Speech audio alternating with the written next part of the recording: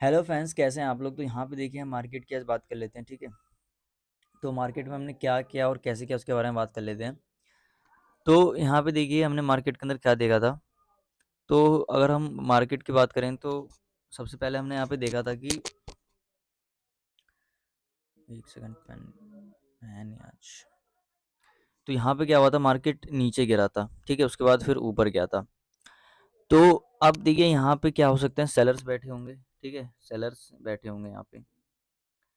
तो अब हमने यहाँ पे डिस्कस क्या कर रखा था कि अब यहाँ पे सेलर्स तो बैठे हुए हैं, ठीक है। कोई मतलब बात है नहीं कि सेलर्स नहीं है, तो सेलर्स बैठे हुए हैं, ठीक है। तो अब हमने यहाँ पे क्या सोचा था कि अब देखिए कुछ ज़्यादा ही सेलिंग आई थी मार्केट के अंदर, ठीक है। अगर हम मार्केट की बात करें तो कुछ ज़्यादा ही सेलिंग थे यहाँ पर।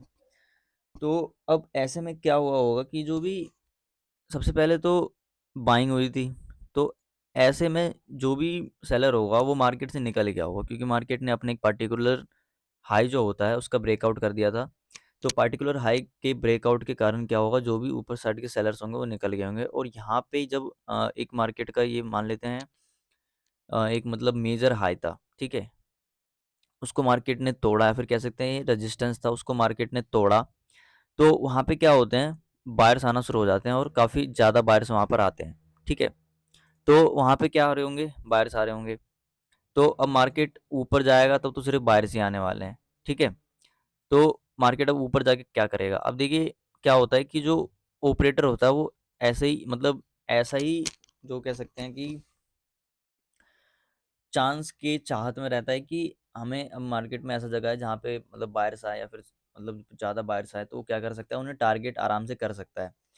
तो ऐसा कुछ होता है, तो यहाँ पे खूब ज़्यादा मतलब बायर्स आ रहे होंगे, ठीक है। तो यहाँ पे बायर्स आ रहे होंगे तो हमें क्या करना चाहिए था, यहाँ पे सेलिंग, माने कि जो ऑपरेटर है उसको क्या करना चाहिए था, यहाँ पे सेलिंग करना चाहिए था। तो सेलिंग होगी, उसके बाद फिर हमें मार्केट में कुछ अपसाइड का मोमेंटम दिखा, वो भी 800 के आसपास से। तो देखिए यहाँ पे वो मोमेंटम हुआ था, लेकिन मार्केट ने लास्ट में क्या करा, 100 250 पॉइंट का क्या करा, कैंडल बना दिया। तो उस कैंडल में क्या होगा, जो भी यहाँ पे बाइंग कर रहे होंगे वो मे भी निकल गए हों, ठीक है, बैठे नहीं होंगे वो लोग, ठीक है। तो ऐसा कुछ हमें देखने को मिला यहाँ पे। अब देखिए आगे की अगर हम बात करें तो क्या हुआ था यहाँ पे। तो ऐसा कुछ था। अब देखिए अब हमने यहाँ पे प्लान क्या बनाया था उसके बारे में बात कर लेते हैं।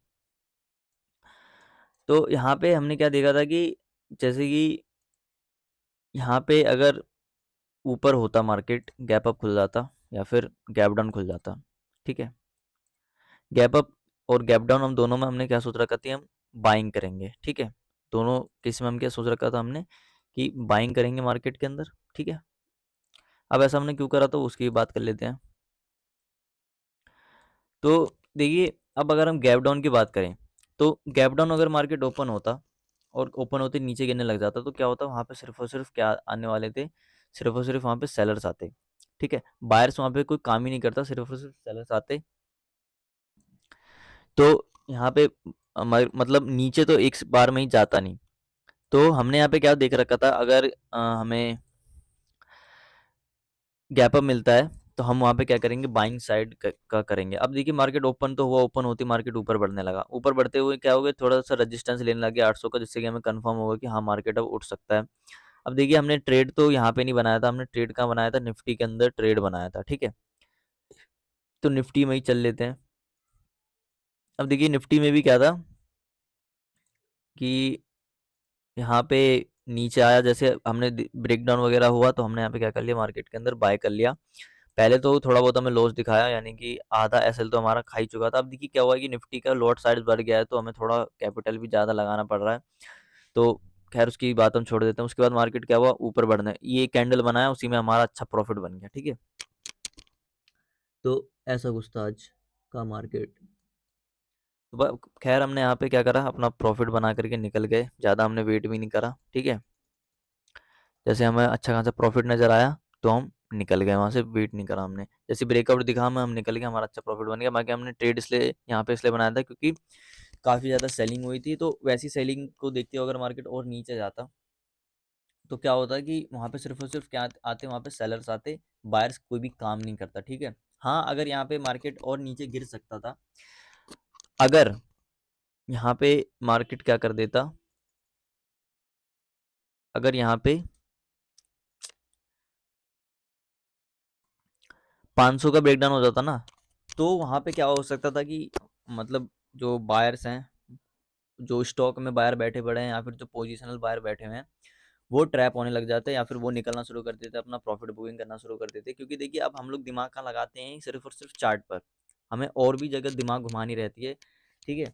तो अब हमें लगाना रहता है सिर्फ चार्ट पर दिमाग, तो ऐसा होगा नहीं। क्योंकि देखिए अगर मार्केट गिरेगा तो जो स्टॉक वाले लोग हैं उनको भी तो लॉस, वो वहाँ पे भी तो यानी कि स्टॉक भी तो गिरेगा।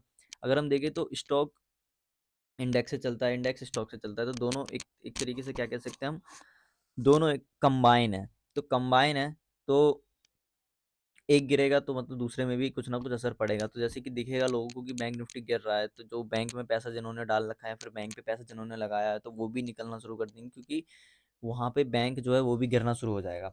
अब अगर हम ये सोच के बैठ रहे हैं कि यहाँ पे तो देखिए, अगर हम इधर देखें ना, तो हमें कोई भी किसी भी प्रकार का एसएल यहाँ पर नहीं दिखेगा। बट अगर मार्केट यहाँ पे और नीचे जाता है, 500 का लेवल क्रॉस करता है, तो क्या होगा वहाँ पे, जो बाहर की साइड है, यानी कि जो स्टॉक में जो लोग बैठे हैं वो अपना निकलना शुरू कर देंगे। तो वो लोग निकलेंगे तो मार्केट को क्या होगा, मतलब यहाँ पर भी या फिर कह सकते हैं बैंक निफ्टी में भी हमें असर दिखेगा। तो हम तब सेलिंग कर सकते थे, बट मार्केट 500 तो का लेवल तो बहुत ज़्यादा दूर था, तो इस वजह से हमने क्या किया, यहाँ पे बाइंग कर लिया।